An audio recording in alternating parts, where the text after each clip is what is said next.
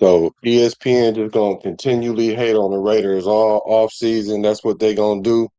That's what they doing. Every other day is some kind of disrespect. Disrespecting dog. Guess what? I guess I had to go over to Fox to find out some of the real. Surprisingly, it was Colin Cowherd said something that kind of surprised me, but it sound kind of real. Back in with us. Welcome to the Bark. Next stop, Disrespect Drive.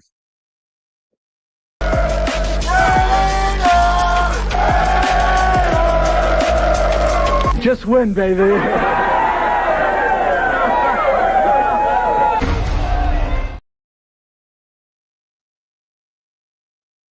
Guess who's back? It's your boy Black, the quarterback. Man, I don't know what's up with ESPN, but ESPN is on one this offseason. The Raiders having the greatest offseason they done had in the longest time, and they just find a way to disrespect. They find a way to hate, but it's cool though. Everything they say ain't necessarily the gospel. So, I heard some things from Colin. You know, he seemed like he tried to be objective. Sometimes he gives a not so good take, but then sometimes lately he's been kind of high on the Raiders. So we're gonna check out what he got to say and also what Cosell says himself about it, and we're gonna go over what ESPN exactly said. What's up with y'all? What's up with y'all? Welcome to the Bart, the Bay Area Raider Talk. It's your boy. So hit that like button. You got to pay your fare to ride the Bart. This is the second time around today, y'all. Ain't nobody working harder than your boy in the off season. I'm trying to tell y'all. And it's gonna get worse for them in the regular season. It's enough room for all of us, because why? It's one nation. So what's good with y'all? Hit the like button. Show that Raider love. So let's see who up in here, because we're gonna have a cool little show tonight. Have a cool little show. Sacktown Raider Mike, my OG, up in here. Another one of my OGs. Frank Weber, you feel me? And yeah, man, ESPN doing us just like the old days, man. They doing it like the old days. CBS is too. Yeah, I agree with you.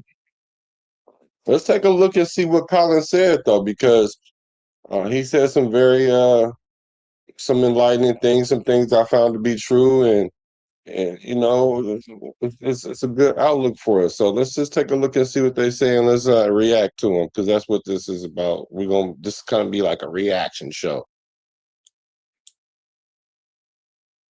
But I'll tell you, I thought if I had to say what draft could pop, what team could you look at in 2 years and go, holy shit, look at that draft? I think it's the Raiders.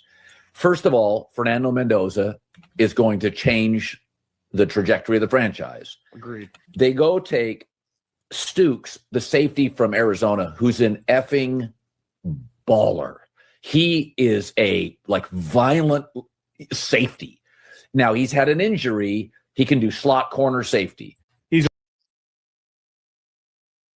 That's true. Slot corner safety, more like safety, free safety, nickel back. I guess he considered as a corner, you know. He did get injured. Stukes did get injured, but that was a couple years ago, so I don't think that's an issue right now. Older too, but I guess all these guys are old. Yeah, he's a first-day starter. They have a safety first-day starter. Then they get McCoy from Tennessee, who, if he stays healthy, is the steal of the draft. They also get Mike Washington, who I watched enough college football, in the 4th round. It's not a good running back draft, and he's not a juke make you miss guy. But if you told me the 2nd or 3rd best running back in this draft went to the Raiders, he'll be the opposite of Ashton Jeanty. Big, physical, straight line runner, not going to make people miss. I thought the Raiders crushed. I think between Mendoza, between those two defensive backs, again, if they stay healthy, they're huge talents. I think Washington out of Arkansas, I'm like, he may be the 2nd best back in the draft. He'll be after Jeanty. He's the off-speed pitch, just a big physical find hole, go straight downhill. I think John Spytek, the GM of the Raiders, John, I thought he did about as well as you can do. When you break it down that way, in the short term. Because they're unlike Cleveland or maybe the Jets. They don't have a million holes. They've got a tight end. They've got a back. After the first pick, they have a quarterback. They have a left tackle. They have some pieces I like. They have a center, Linderbaum. They have the kid from Oregon. I think it's JPP, the guard. They have. Did my man say JPP? You down with JPP? Yeah, you know me. Some Colt pieces. Miller. I mean, yeah, they're not bereft of talent. I thought the Raiders draft was amazing. well, I think one thing we learned in the Joe Douglas Sala era is Well, let's talk about that first. Let's just talk about what Colin said first. He essentially just broke down a couple of our positions. Was what kind of made him impressed is going out and getting Fernando, the quarterback, the franchise quarterback, something that we've alluded doing in a while because we were just good enough not to get in the top 5 pick, but bad enough to flirt with it all the time. But now we finally got into position where we could do it, and that's why I felt like we had to do it because we're not in that situation often. And there's a lot of things that's unpredictable. At least this year we didn't have really too many options to choose from, so we couldn't mess it up by picking the wrong one because it was either that or the boy from Alabama, Ty Simpson. And I don't think Ty Simpson would have been. I definitely wouldn't have felt. I would have been like Kirk Cousins, stay as long as you can, and we would have got Ty Simpson. To be honest, so I'm glad that we had Fernando. He seems like he's going to be a good fit, especially for Kubiak and what he's trying to do. We need a cerebral quarterback. I know all the quarterbacks are smart, but they're not all created equal. So I'm glad we got a nerdy guy in there, but he got some moxie. So I'm very pleased with Mendoza being our pick. Bereft of talent. I thought the Raiders draft was amazing. well, I think one thing we learned in the Joe Douglas Sala era is they drafted all these good players and they never had a quarterback, and it was a nightmare. And if you look at Cleveland and the Jets, really Cleveland's draft last year was excellent. Yeah. Their draft this year on paper looks excellent. The Jets, now part of it, Bill Simmons made a good point. He's like, they're drafting all these good players because they traded good players to get these first-round picks. They don't have three first-round picks out of thin air. But the Raiders got the most important guy in the draft for all these teams that don't have a quarterback. So even if they still do have some holes, and they just look at all the guys they signed in free agency, the majority of them were on defense. And then Crosby, because of the botched trade, comes back. I mean, Crosby last year was good. That was the reason at the end of the year, they're like, stay away, Max. They pulled an NBA thing because he almost won the Houston Texans game late in the season by himself. I texted a buddy on the Texans staff. He's like, I don't know if I've ever seen a guy play that hard. So I think the whole key, and this is going to be the conversation next year with all these. I want to stop it there because a lot of times people they're very critical of Max, and they say, "Well, he doesn't rep games, and he's not a force multiplier." They don't use that word, but that's essentially what they're saying. That's the word I use is a force multiplier. Is like he doesn't play to the big situation. Max goes hard every play, right? And you can't, especially being a D lineman, you can't get to the quarterback every play. I mean, like, you know how good it would be to have a sack every game. It doesn't happen.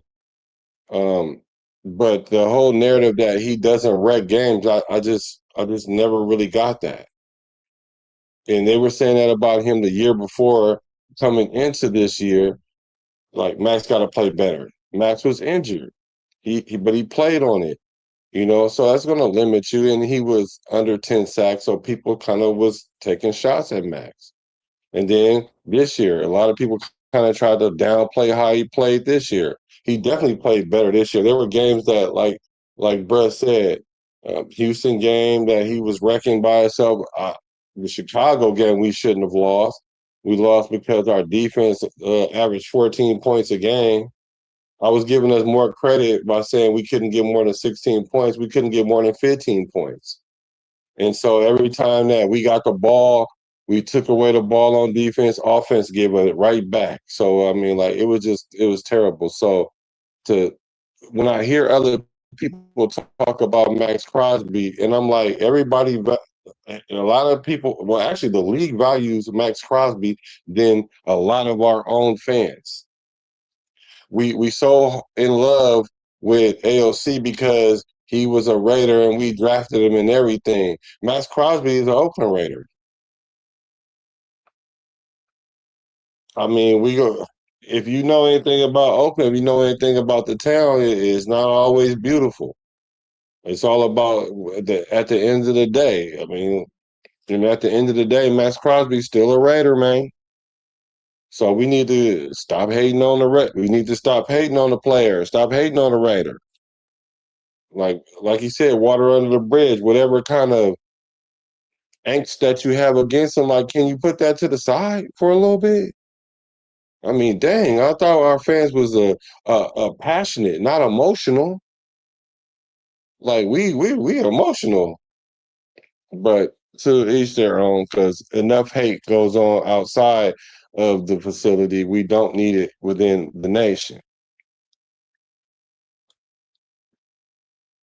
Seen a guy play that hard. So I think the whole key, and this is going to be the conversation next year with all these quarterbacks, if Mendoza does become Matt Ryan or Jared Goff, the Raiders, I mean, look at what they became, somewhat of a stable franchise with Derek Carr, who was a second round guy. And so if Mendoza becomes Goff or Matt Ryan, this becomes a real franchise. So that's what he's saying. It becomes a real franchise. And I'm gonna have to agree because that's what we're trending towards. And I like that because, like I always continue to say, you win championships from the top down, not the player up. And so now that we're starting to get our heads screwed on straight and we have the adults in the room, now we can start seeing these changes that's happening at the player level.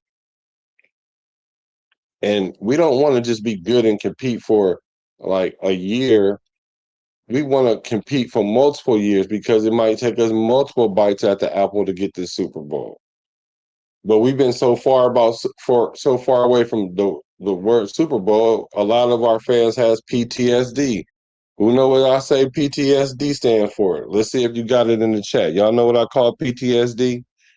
A lot of Raider fans got that PTSD. That post-traumatic Super Bowl deficiency. Like everything that happened to us after the Super Bowls that we got, it's trauma. And it's been a long time. But now you're starting to hear it. It's not that they're thinking we're going to contend for it, but they know that we're headed in that direction and they can see it. So I don't know why a lot of us can't see it, but maybe it's the trauma. Maybe it's the trauma.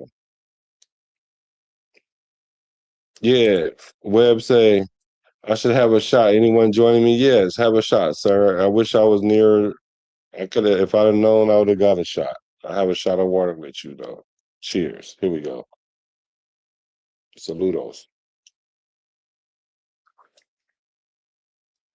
So, yeah, you say Jimmy the Greek, Snyder, and Howard Cosell are the only guys in the business that you can actually trust. It's funny that you bring him up because I'm gonna talk about his nephew, and I was going to talk about Howard Cosell, of course, his unfortunate exit out the game. But yeah, those are the guys. Even Jimmy the Greek too. Those guys that's back when reporting had integrity. Now it's all about clicks and likes and views and shock and clickbait and to say anything to get a rise out of people and mislead. It doesn't even matter no more. So those used to be the days. Now, some of the things that were brought up is the players' age nowadays, about how the players are being older, like Stooks. I think it's a good thing because, I mean, he comes in already mature.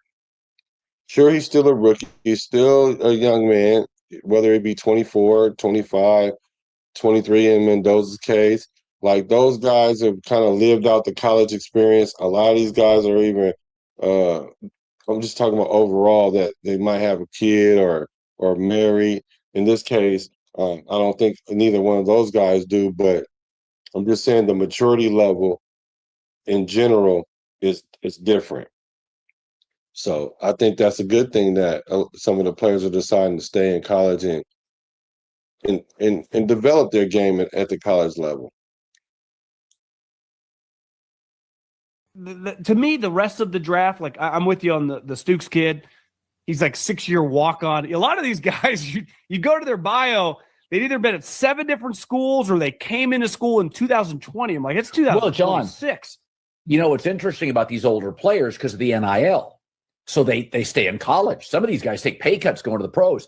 The downside is they're not going to be around as long. The NFL guys are like, these guys are beat up. They played 5 years of college football. Yeah. The upside is, John, they're ready to play.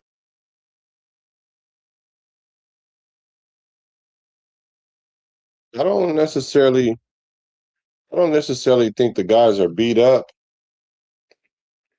because in college, I mean, it's not like the pros. Because if let's say you got the 21, 22-year-old rookies and they're in the NFL, they're gonna get beat up faster than they would in college. Because in the NFL, those are grown men paying other grown people bills. So, and they get incentivized with each stat, and they have to hit these numbers at the end of the year, and they ain't waiting to the end of the year trying to get them. So they come in with bad intentions every time. In college, it's you get hit by like one player, sometimes maybe 2 at the same time, but generally it's one player. But in the league, you're gonna get hit by a couple people, and them is grown men, like all the way grown men. You know what I'm saying? Like some of them players is like 8, 9 years older than these rookies. And so they already matured in the league and matured as men. So I don't think that it's a they get beat up thing. And I think actually for me, I think it's better if well, I'm just saying from the league perspective, it's better if the players come in older. They may come in older, but the league itself will be younger. What do I mean by that? What do you mean by that, Black? Come on, let's play a friendly game of little baseball. It's called like addition through subtraction, you know, that kind of concept. Because sure, the player comes in at 24, 25, maybe 23, right? And that's still young. Now, relative to like a 21-year-old or maybe a 22-year-old or something like that, then you might try to make the differential difference. But they're still all young, and so you don't really think about it. Just like we're not going to think about Stooks being 6-year senior and all that because he redshirt because of injury, and we're not going to think about that. It only matters that when you get to 30, 32 or whatever, when you start trying to look at the age, maybe depending on the position or if you get injured or not, 29, 30 or whatnot. So these players coming out of college, what happens is they'll mess around, come straight to the league, then they'll be able to produce now instead of a couple years or might sit the bench or be on special teams. These players can come in and fill needs now. So what happens? They start at 24, 23 or whatever, and they play a rookie contract. Maybe if it's a quarterback, 4 years, he's 27, like Mendoza would be, probably 27, 28, right? And then what happens is instead of them being in the league so long that they get 2.5 big contracts, they only or 3 big contracts like Kirk Cousins, like you only gonna really get 2. Because once you finish your first contract, you're gonna be, I don't know, 27, 28, 29. Then you can get another big contract for like 4 years. Then now you 30, 31, 32. Now the NFL is not for long, so a lot of players don't even, the average is 4 or 5 years. But let's just say you one of the higher echelon players and you do get multiple years. Now, when you 31, 32, somewhere in there, your contract not is going to be as big because you only have maybe like 1 or 2 years. And so that financially, that'll help the NFL.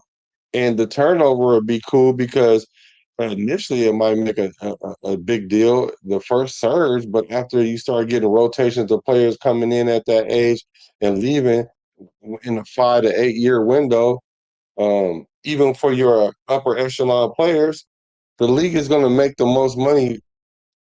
They're going to make the more money than you would pay out the player, because the player coming in young, he goes through his rookie contract, he might end up being 24.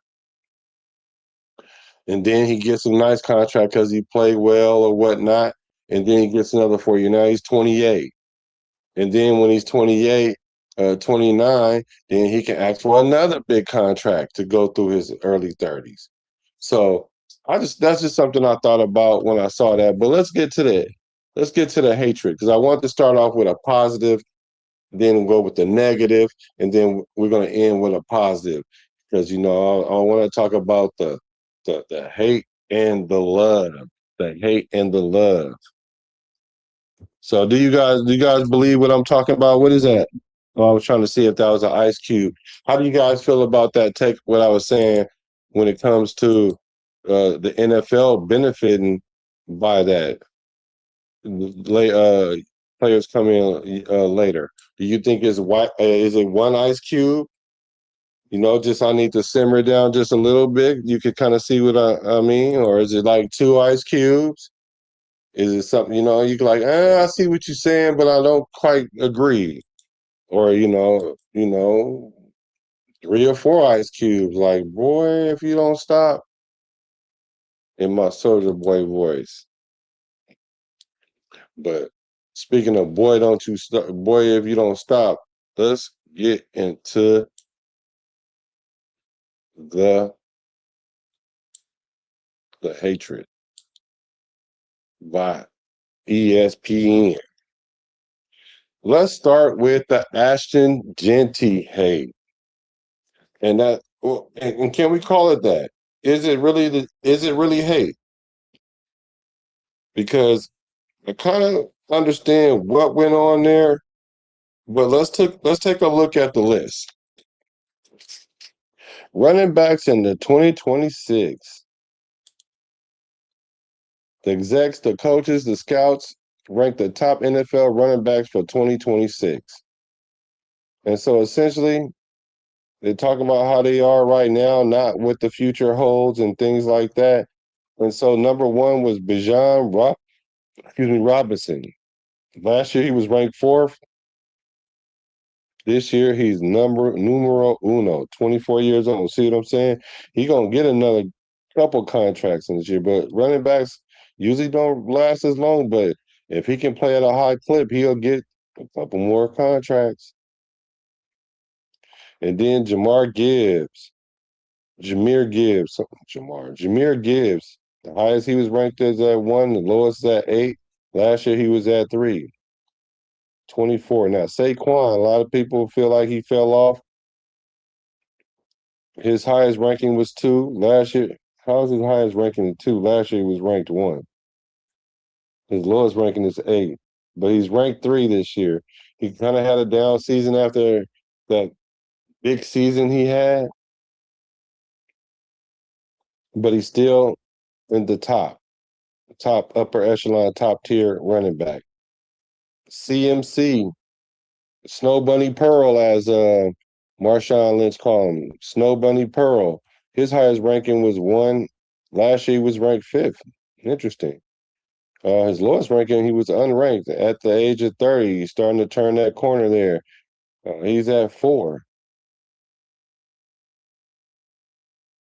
Jonathan Taylor. A lot of people sleep on Jonathan Taylor. Definitely underrated, but definitely recognized. Maybe if he was on a different team, then he would get more bang for his buck when it comes to his due propers. Like if he was to play for I don't know. I kind of want to say Cincinnati, but Cincinnati have O-line problems. Maybe if he played somewhere like Dallas or, a team that's competing, then he'll get his propers. He's 27, been in the league for a second, though. His highest ranking has been 2, his lowest 7th, and his lowest was unranked. I'm sorry. His last year ranking was 7, but I guess they kind of giving him his respect, and he's at 5 this year. And so Derrick Henry, number 6, last year ranked 2. He kind of dropped. Drop? 32 years old, kind of getting up there. His lowest ranking is 10, highest was 5. James Cook at 7, rounding out with Devon. He was an honorable mention last year, and he didn't made his way to 8. His highest ranking was 3, 24-year-olds, fairly young. K9 is at 9, how fitting. His highest ranking is 6. Last year, he received some votes. His lowest was unranked at 25. And to round out the top 10 is Breece Hall. Highest ranking 7, honorable mention last year, 26 years old. Lowest ranking unranked. Now, here go the honorable mentions, because this is where the disrespect starts, because I don't necessarily think Jeanty was a top 10. But this is where the disrespect starts. Josh Jacobs does get an honorable mention. I kind of think he should have been higher. But you got to have Josh Jacobs in the conversation. Tyron Williams for the Rams. And here's the one that surprised me here. Quashawn Judkins. What the AFC exec says, runs incredibly hard, faster in the open field than you think. I think he's going to have a big year. Interesting. Interesting. Interesting. And who else also received votes was DeAndre Swift, Javonte Williams, Chase Brown, Travion Henderson, Travis Etienne, and Alvin Kamara. Kamara probably falling off. He probably was higher on this list for sure. And Etienne, he's barely hanging on. Barely hanging on. Now, the Ashton Jeanty hate. That's what I'm calling it. The Ashton Jeanty hate. Let me get to the camera, y'all. The Ashton Jeanty hate. Now, if you notice on that list, can we call it really hate? Because as well as we feel like Ashton Jeanty did last year, he was a rookie, right? Was he a rookie last year? Yeah, he was a rookie. And so Quashawn Judkins was a rookie as well. So those are the only 2 rookies that made the list. Well, they didn't make the list. He got an honorable mention. And I felt like Ashton had a better season. So that's where I think the hate is. Not that Ashton did not make the top 10, because a lot of people may think that he's top 10. Those players are established players on the top 10. But I did not like that he didn't at least make the honorable mention. And you put Quashawn Judkins there, like he's going to have a big year. You don't think Ashton Jeanty going to have a big year? Didn't Quashawn get injured? Now I liked him, and I like this.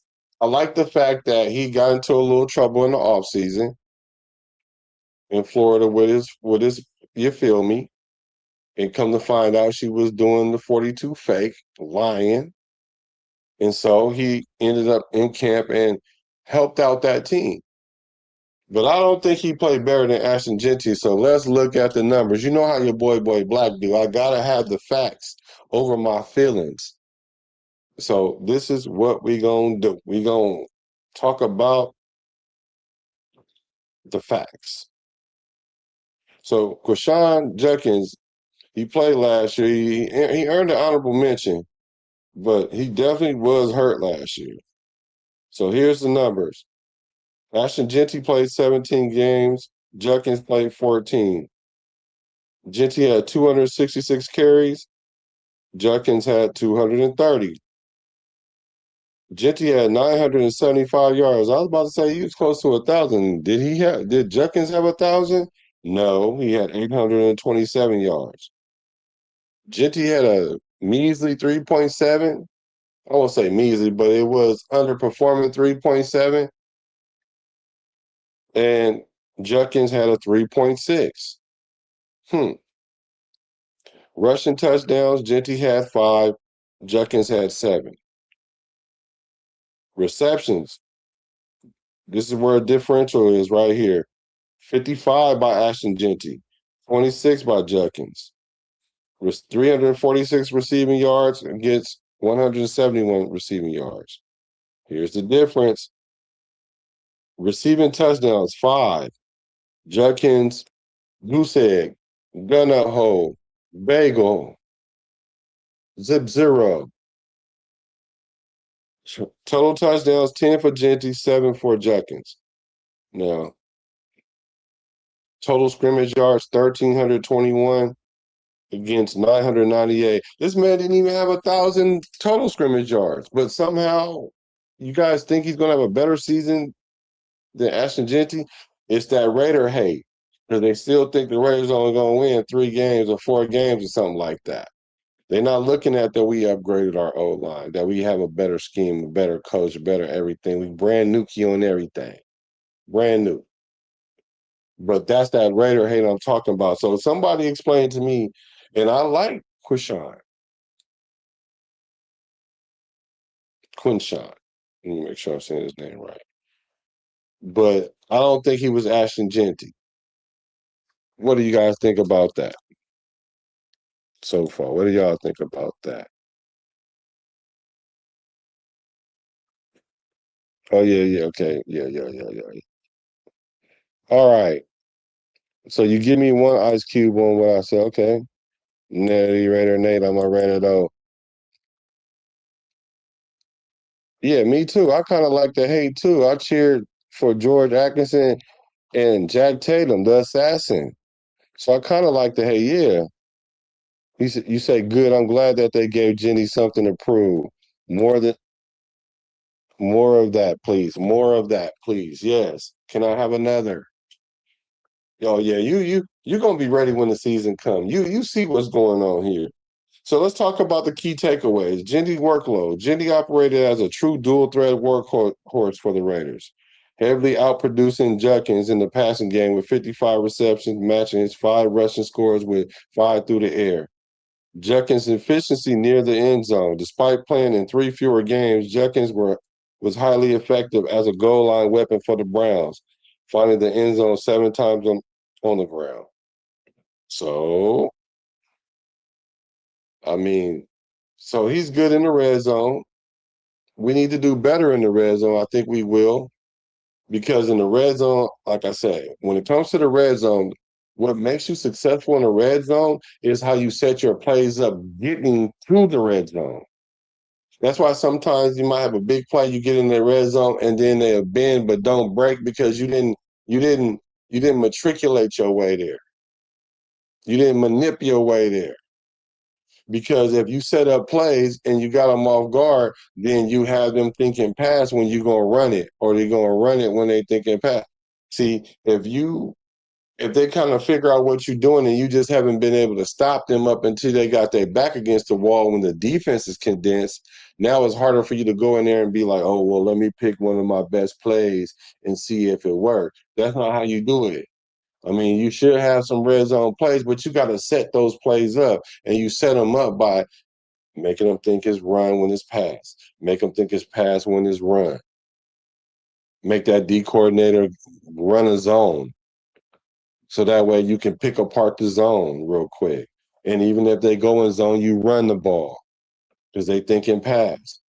So I don't know what the upside is. And then not only that, the disrespect goes so far that Judkins, he suffered a major season-ending injury in week 16. And I was mad about that. I was really hurt about that. He dislocated his right ankle and fractured his fibula. So it takes a year to get back on track. But some reason y'all think he's going to have a better season than Ashton Jeanty. Show me something. That's a lie. Lie. So I'm not getting it. I'm not understanding why they put him there other than it could be hate. Can somebody else tell me what else it could be, because I don't see how they think he got that much upside over my boy. So Ashton Jeanty, like Webb said, he gonna have a chip on his shoulder. I hope it's like a chocolate chip with a bunch of them in it, like double chunk chips. Like the Chips Ahoy used to have the double chunks,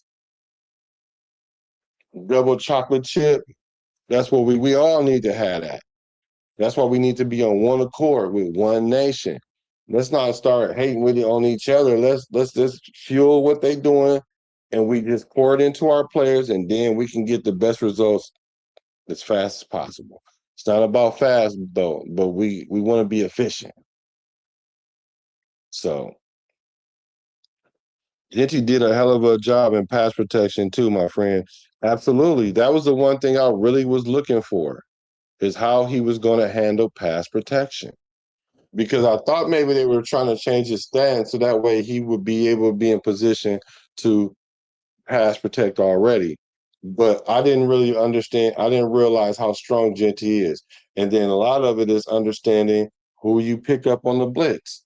Because when you change things around, you can, because it was happening to Jeanty earlier. He didn't know who to block.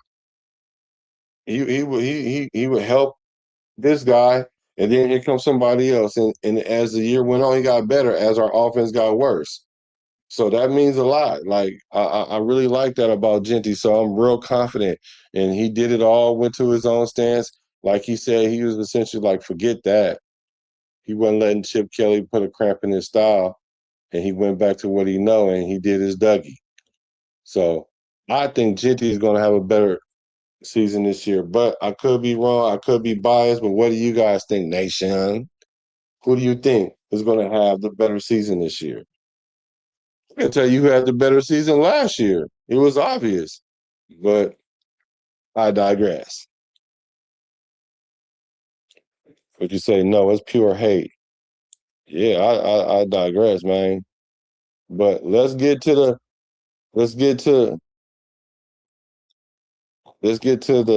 They also did edge rushers and cornerbacks. We know cornerbacks. We're not gonna qualify for that. And then they're gonna do the D tackles tomorrow. The day after that, tight ends, and then on the 11th, offensive tackles. So they're going to go day by day, interior linemen, quarterbacks, off-ball linebackers, wide receivers, and safety. So we're going to go through all of them. We're going to see if there's a trend of the hate, if they trending with the hate.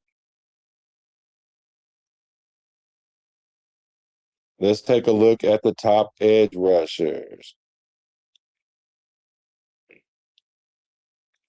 Executive coaches and scouts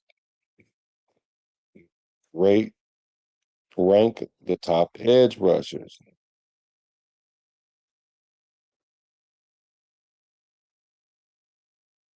Jeremy Fowler. Let me see. Hold on. I thought I had.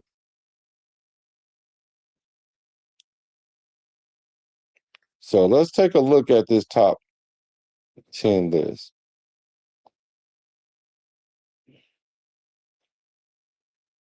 I think Jeremy Fowler did say some things I do want to. Well, I'll just go back to that later.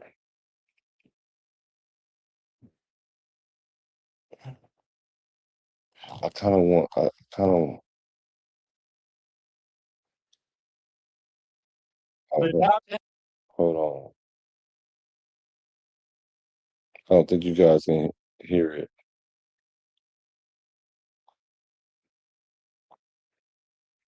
Let me just fix it. Let me just do it the right way. So, what you guys think? Let me just go and do it the right way. No shortcuts. No shortcuts. Oh, wait a minute. Oh, wait a minute.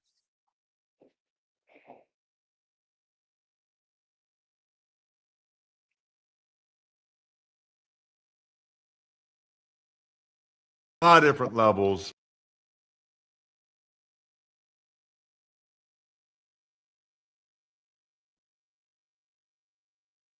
All right, here we go.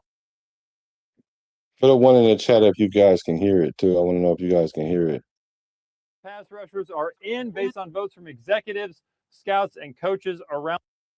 The top 10 pass rushers are in based on votes from executives, scouts, and coaches around the league. We don't need to talk about Myles Garrett. He got every first place vote. Everybody Can y'all knows hear he's it? great. We don't need to talk about Micah Parsons, who was a clear number 2. The battle really began at number 3 between Houston's Will Anderson Jr. and Las Vegas's Maxx Crosby, which got me to thinking, what would Baltimore's defense look like with Maxx Crosby? I know they negated the trade because of the knee issue they were concerned about, but man, talking to people around the league on Crosby, there's such deep respect. He's number 4 as a pass rusher. He might be number 4 overall of any defensive position because he's so good all around. This quote from an The guys are good all around. So let's take a look at the top 10. Myles Garrett, hands down, Myles Garrett, highest ranking number 1, lowest ranking 1, last year ranking 1. He just the one. And this is who everybody compare Max to is Myles Garrett. It's hard to compare him to Myles Garrett. It's hard to compare him with anybody. I was kind of surprised here, but I guess not totally, really. Some people say Michael Parsons better than Max. I tend to agree a little bit, because you can kind of move him around. And I think Max can have a breakout year. He's got to kind of jump Michael Parsons. I think Michael Parsons coming off an injury this year too, but he was highest rank was 2, his lowest rank was 5, last year rank was 3, and he's 27. Yeah, he had an ACL tear, so I think he can usurp him this year. Now, this is what a lot of people I heard saying this guy's name, and he definitely is worth the price of admission. He is the number 3 this year. Lowest ranking was 8. Last year he was ranked 8. His highest ranking is 2. Will Anderson Jr. So with it said Anderson's steady improvement over 3 seasons elevated him to the top tier. He was tied with Maxx Crosby in the voting, but won the tiebreaker by getting more top 5 votes. That's how that happened. So Max drops down to number 4, excuse me. His highest ranking is 2, lowest is 8. Last year was 4. Maxx Crosby at 4. Now, let me just go through the whole list. Aiden Hutchinson from Detroit. Ranked highest ranking 2, lowest 8. Last year 7. Hunter, highest ranking 2, lowest ranking 10. Last year 9. 31. TJ Watt still makes the list. Highest ranking 3, lowest ranking unranked. Last year he was 2. Fell from grace. A big grace. Fall from grace. And they say he missed 3 late season games with a partially collapsed lung due to an accident. Nick Bosa. Last year he was 5th. This year he was 8th. Yeah, these guys are taking injuries. Brian Burns. Last year he was honorable mention, jumps to number 9. Lowest ranking unranked. Highest 6. Nico Bonito at 10. So Max at 4. How do you guys feel about Max at 4? Do you think that's fair? Do you think he's over Will Anderson? They said it was a tie, but Will got more top 5 picks. Is that because he's younger? What do you guys think about that? Nutty Raider Nate says, all these rankers share the same ages. They're always on some agenda for the program. Yeah. Yeah. Let's take a look. Who you guys didn't see in that top 10 list? It should be a name that just glaringly is not on there, because during this whole trade, everybody was talking about, well, the reason why was because the reason why they did that to Max was because hold on. The reason why they did that to Max was because they brought in Trey Hendrickson. And I was like, they was trying to get both of them.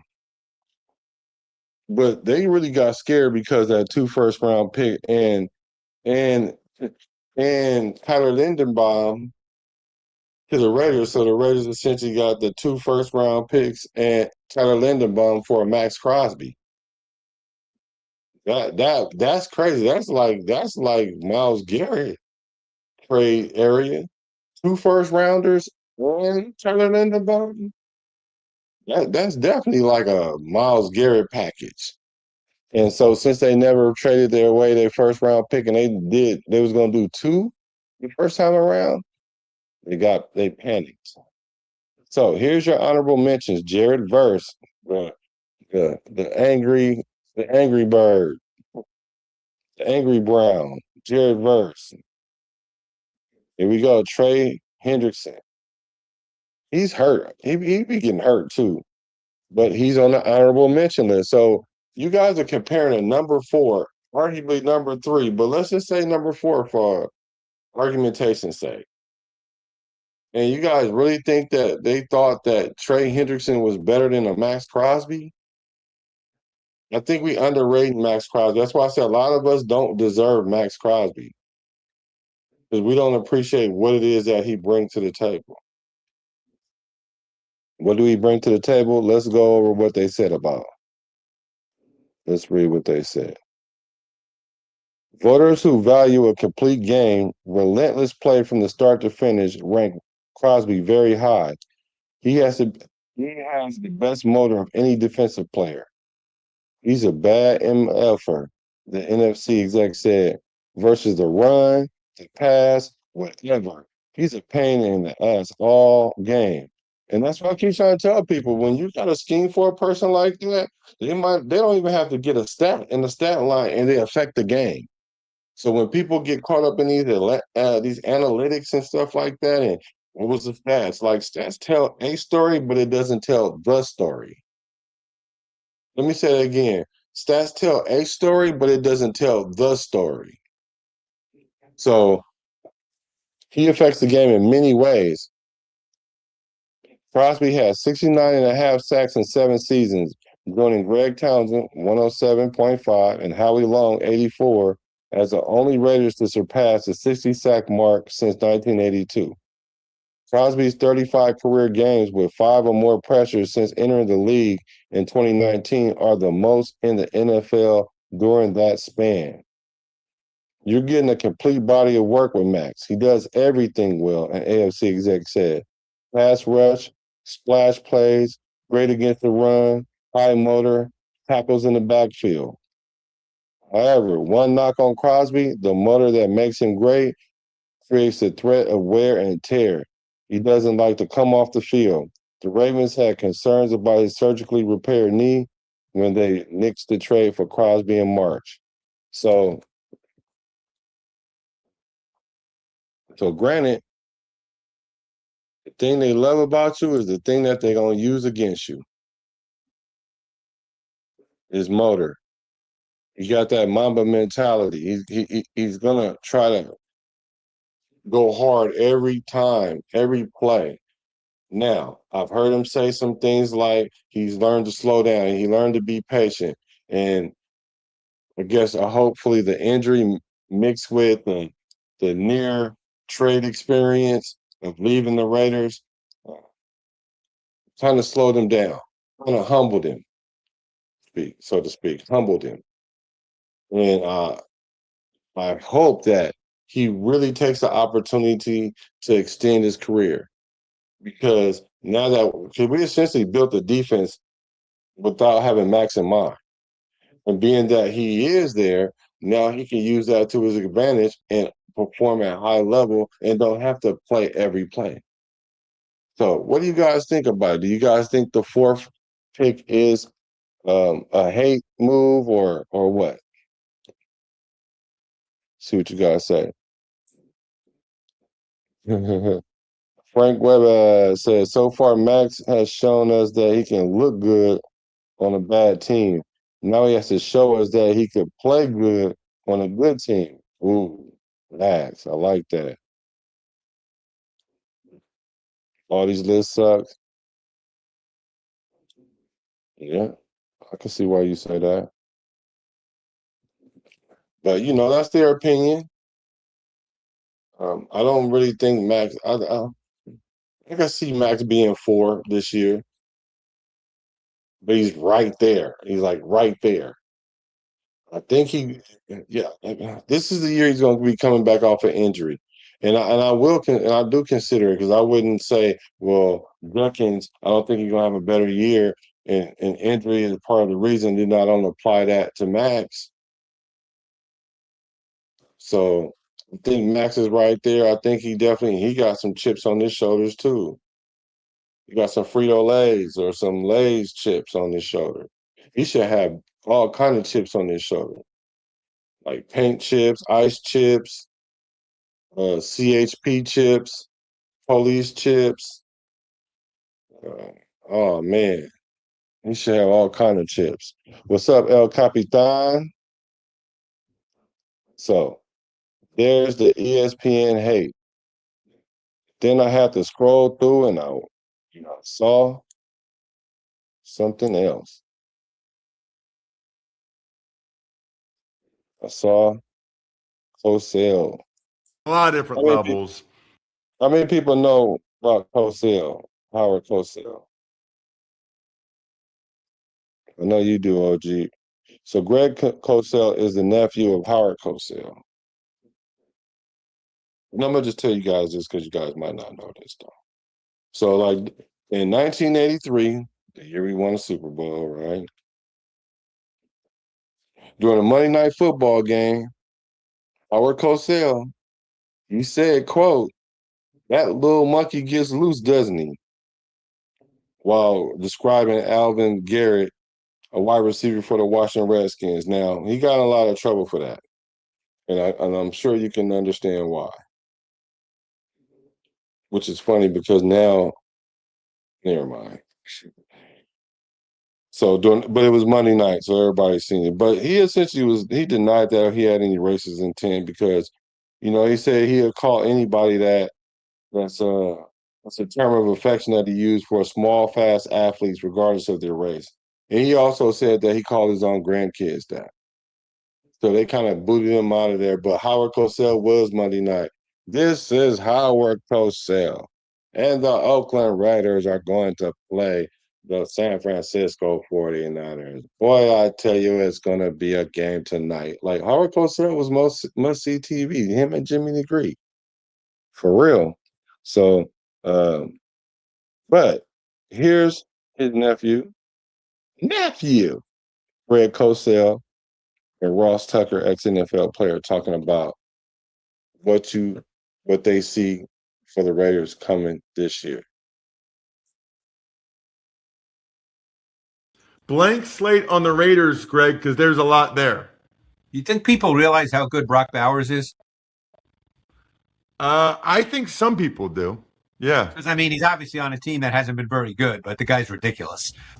So this is a team, obviously, the quarterback position, we don't know. I would think, and I don't have any inside info. I don't know. I would think Kirk Cousins will be the day one starter, but I could be wrong. Because I think they want to sort of establish some stability and continuity with what they, when you have a coach like Kubiak, where play action under center is foundational to what he does. This is what Kirk Cousins has done his whole career. So I think that just to get some stability and continuity in your offense, it makes sense to play Cousins. Now, I could be totally wrong. Well, I like that. Excuse me, that he really went out there and said it, but you got to protect yourself in the event that you're wrong. Me, I'm standing on it. I already know Kirk Cousins gonna start, man. It's not even really that difficult. Cousins gonna start, like unless barring injury, knock on wood if you would, and Kirk Cousins is just a better better quarterback than the quarterbacks we got on this roster. But I understand he's a professional. He don't want to get caught with his pants down, so to speak. Obviously, they their offensive line should be significantly better. Colton Miller missed most of last season. He's a quality left tackle. They brought in Linderbaum, obviously a very good signing. They signed Spencer Burford, who played a lot of snaps as a starter with the 49ers, so he's got a lot of starting experience. So, ideally, they're better in that regard. Now, where they have questions is at the wide receiver position, and we'll see how all that plays out. I'm really curious what they're going to do. Obviously, they want to run the ball. They have Ashton Jeanty, okay? I really liked Mike Washington, who they drafted in the 4th round out of Arkansas. And I got an opportunity at an event this summer to talk to Aiden O'Connell, and who's, I guess, their 3rd quarterback. And he was saying that Washington, just is an impressive guy. And wait. We ain't going to just breeze through that. We ain't going to breeze through just that. So this is for the Raider fans that's delusional out there. That's the Lulu. They live on the Lulu Island. They act like they wear the Lulu melons. Like, I don't know. I don't get it. But even if we do keep AOC, this elite quarterback that everybody, all the great coaches, all the middle tier coaches, all the coaches that we didn't have is overlooking this guy. But he's our 3rd string quarterback. Yeah, he might be 2nd on the depth chart positionally, but there's no way you guys got to think that AOC is better than Mendoza, even right now. Although we ain't seen Mendoza, but we just know that his floor and his ceiling is. But I guess we have to see that to believe it. Because we don't even believe it out of Kirk Cousins, and we want to blame it on his age now at this point. So he's our 3rd string quarterback. Like, he sees it. Like, I even heard, this is the craziest take, right? I heard he was even better than Joe Montana. No, I'm not lying. I'm not lying. Remember when old buddy came in here the other day and said somebody said that? And I actually heard them say they said that, and they're standing 10 toes on it. I don't know how else you're supposed to stand, unless you Coach Prime. Then you stand on 8 toes, but you can get knocked off your feet on 10 toes. That's what football is all about. But they're saying these statistics. Oh, he's this statistically. Yeah, Justin Herbert statistically was a Hall of Famer, but he can't win a playoff game. He 0-3. Overrated.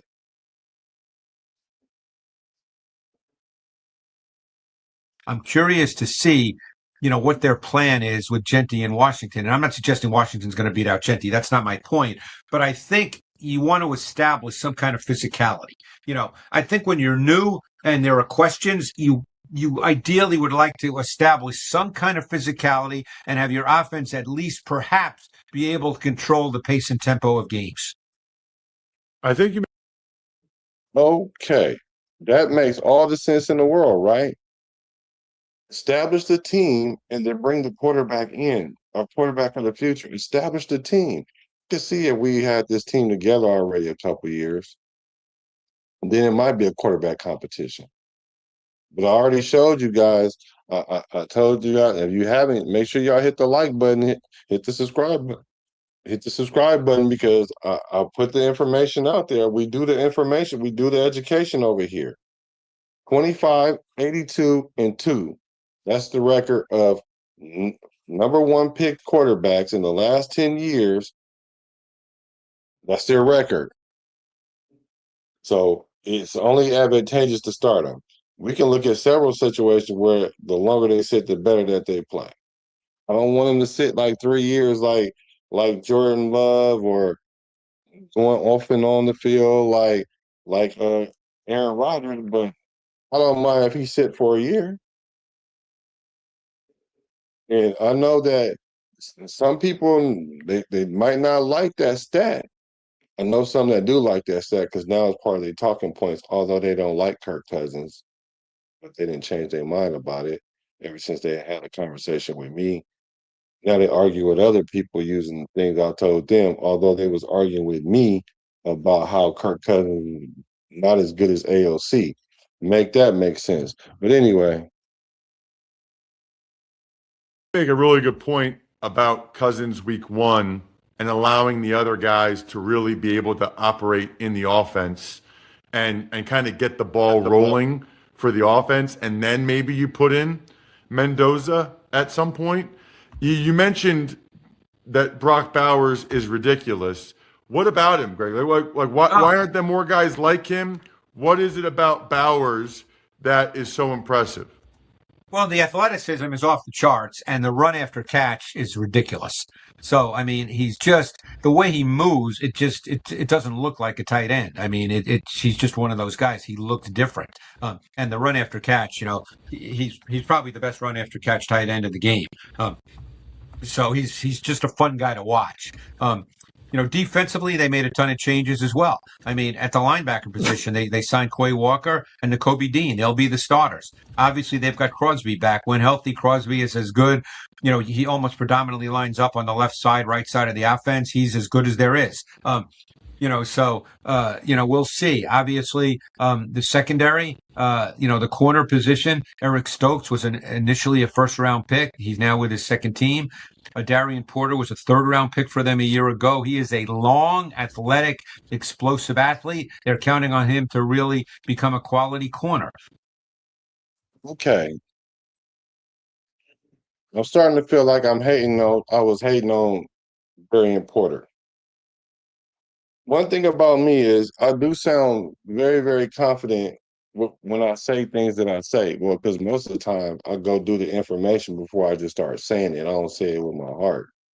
I say it with some kind of intellect, and then I put my heart into it. Not the other way around. Gossip guys.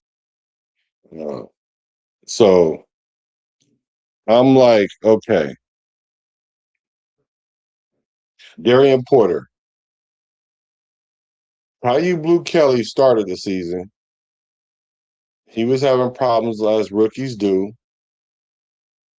And then they put Porter there. Porter got took out for Caillou. Caillou had like 3 picks last year, which is not great, but it's not that bad. So first year blues for any corner. But we don't have Caillou now, but we have Porter. And I've heard many people say that he can start that other corner to start the year.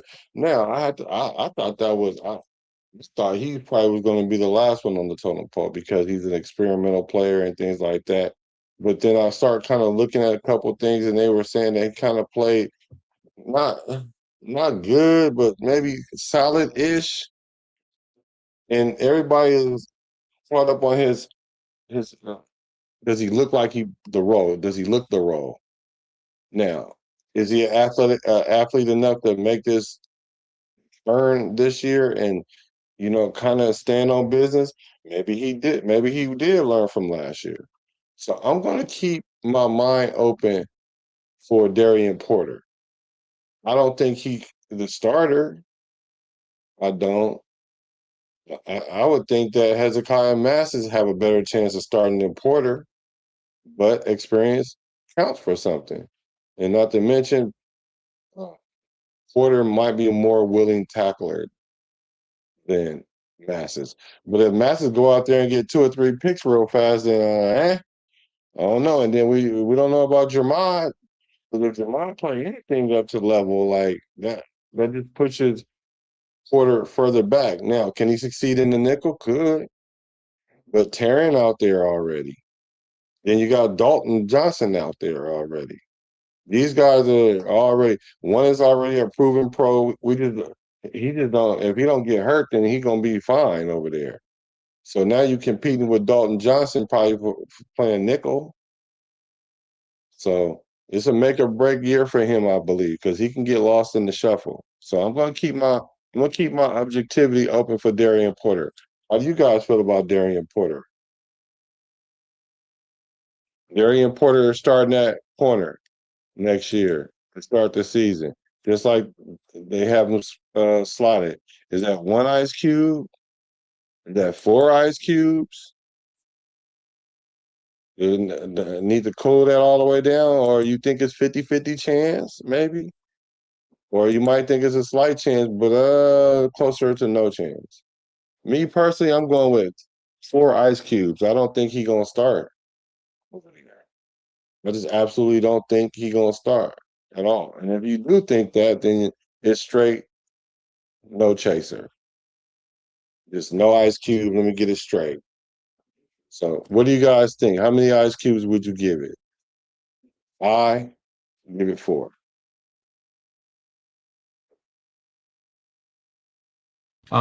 They signed Teron Johnson, who has been a really good nickel for the Bills. Got phased out a little bit, so we'll see what he still has left. But I think they could be pretty good defensively. Let's put it this way: they could be certainly competitive on defense.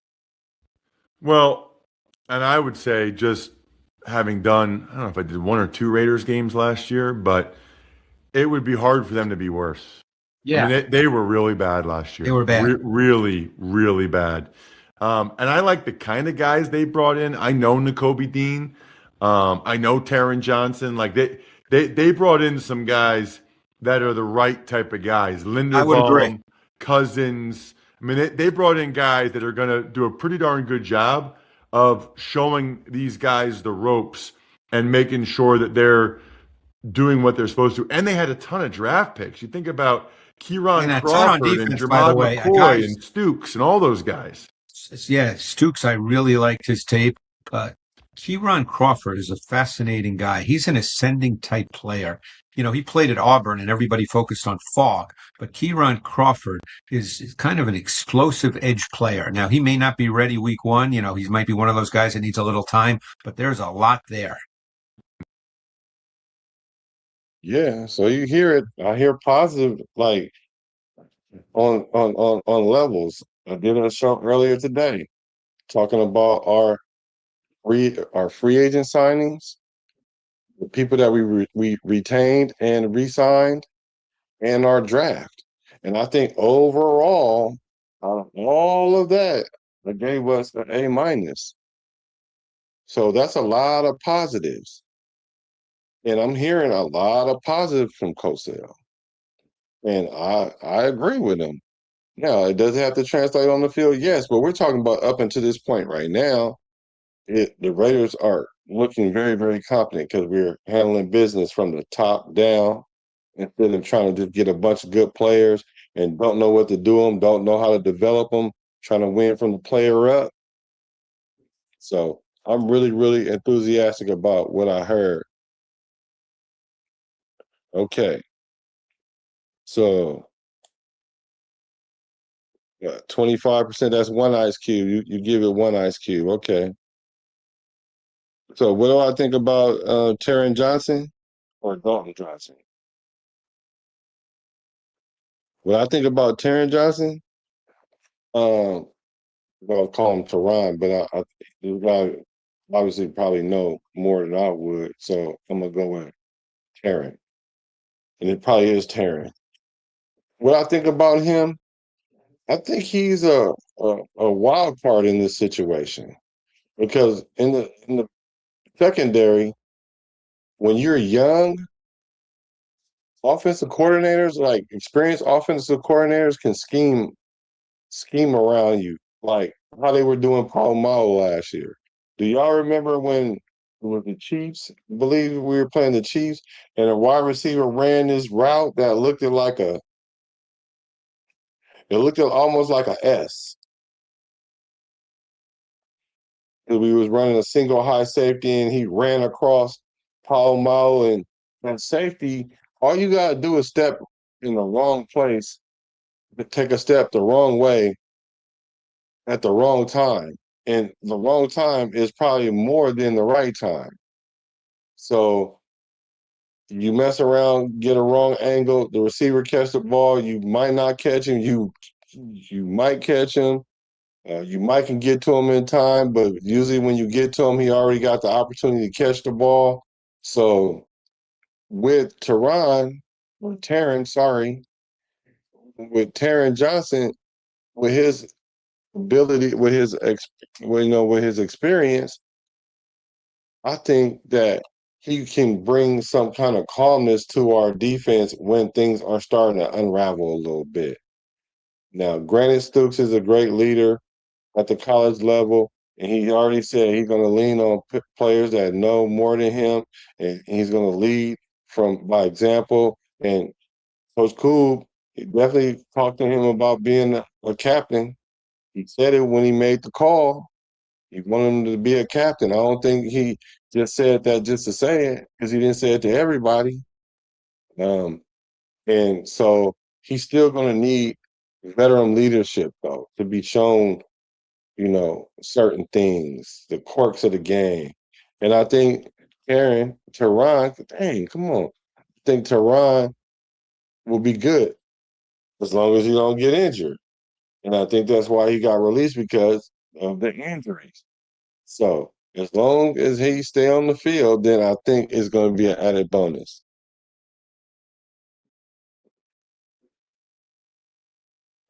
It's 4-13.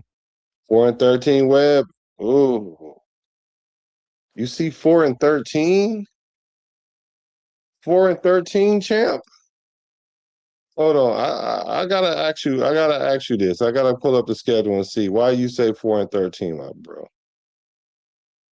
Yeah. And yeah, I do remember Howard Cosell. Well, I don't remember it, but he did announce when Lennon died, though. That shook the world up. Let me see. Webb said, these days, all the passing plays you need depth and multiple packages in the secondary, 3 solid safeties and 4 reliable corners. Otherwise, dudes get tired of chasing wide receivers. Yep. Yep. Orbiting in the zone coverages. Yep. And if you have young players there, sometimes they blow up coverage because they don't know the scheme all the way like that. We have a new scheme, new defense.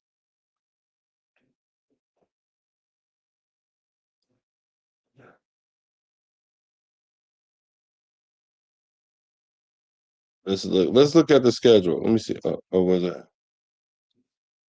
No, yeah, that was you, Webb, that said 4-13. Let's take a look at this schedule, man. Let's take a look at this schedule, man. 4-13, Brody. Come on, 4-13, bro. Okay, who do you have us winning? What 4 games do you have us winning? Because I have us winning against the Dolphins. I have us winning against the Chargers once. I have us beating the Jets at least. I got us beating the Cardinals at least. I got us beating Denver one time. They overrated to me. That's 5. I got us beating either Tennessee or Cleveland. We probably could beat both of them, but just take one of them. That's 6. And then I ain't even count a Kansas City game. I think we might mess around and beat Kansas City this first time. So that's like 7 games to me. And that's allowing us to lose to like a Cleveland Browns or even the Saints. And I think we're gonna punch one of these good teams in the mouth, like the Patriots. Like I'm talking about, I don't know which one it is, but one of these teams gonna get punched in the mouth. Probably the Niners. It could be, you might shock the world and beat either the Rams, because Kubiak definitely has experience coaching against them in the NFC. Seattle might catch a stray. I don't know. What are the 4 games you see, bro? Oh yeah, okay. He said no. I mean 25 and 82 for the starting rookies. QB less than 25%. That's 4-13. Oh yeah, got you. My bad. Oh, you see 7-10 like me. Okay. You see, I had to go. You see, I had to go to the paperwork real quick. Because I was like, we don't agree with everything, but I mean, we kind of see the same thing. We can see the forest from the trees. 7-10. Okay. Okay, that's good. Furpo was good with you, Burrow, Furpo.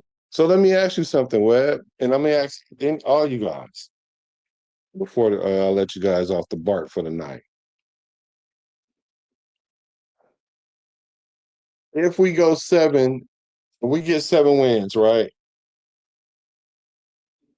Will you bring back Kirk Cousins next year with 7 wins? Knowing what we know about quarterbacks in their first year, even if they sit, it goes up from with that 25 and 82-2 record. That's in the last 10 years. That's 3.71%, like that. So less than 4 games. But let's say it's 3 games, but let's say it's 4 games. And if they sit, it goes up to about, I think it was 6 games. Are we willing to go from 7 wins to going to Mendoza and potentially getting, like, let's say, 6 wins, or even the same 7 wins? So now what? So now we're 2 years into this process at 7 wins, and so then that third year we're going to be expected to win 10 games. 10 usually gets in with the 16-game schedule. 10 in you're in. Now with the extra game, it might not get you in, or it might get you the bottom wild card spot. Let's say we get the bottom wild card spot. We got to play a game and we get to the wild card. So in the third year, we get in wild card. I don't know, get knocked out, win a playoff game, get knocked out, whatever. So now we're in year 4, but we do have the second year going in with Mendoza. Are we willing to wait 4 years just to get 1 playoff win, or do we rock with Kirk Cousins and go from 7 wins to probably 10 wins the following year? What do you guys think about that? That's what I want to know.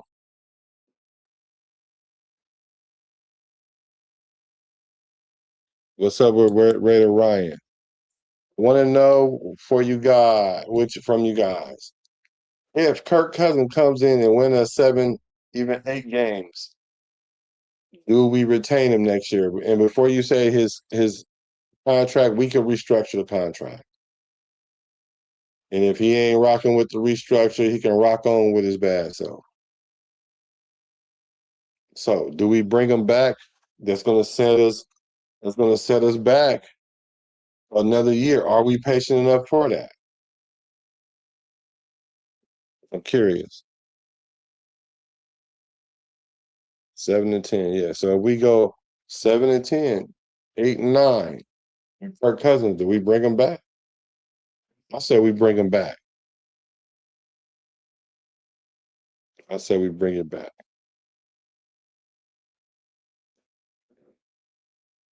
Yeah. Well, you can put it in the chat. I was just kind of curious. Put it in the comments or whatever. I'm sure we'll have this conversation again, especially as the season go on. It's going to be kind of interesting to see how people kind of want to play that out. But thanks for hacking in. Thanks for hacking into the show. I appreciate the love. I appreciate the loyalty. And you already know we are one nation all day, every day. So I'm a Raider. You're a Raider.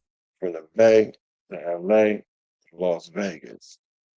I'm a Raider from the Bay to LA to Las Vegas. Recipes to Al Davis.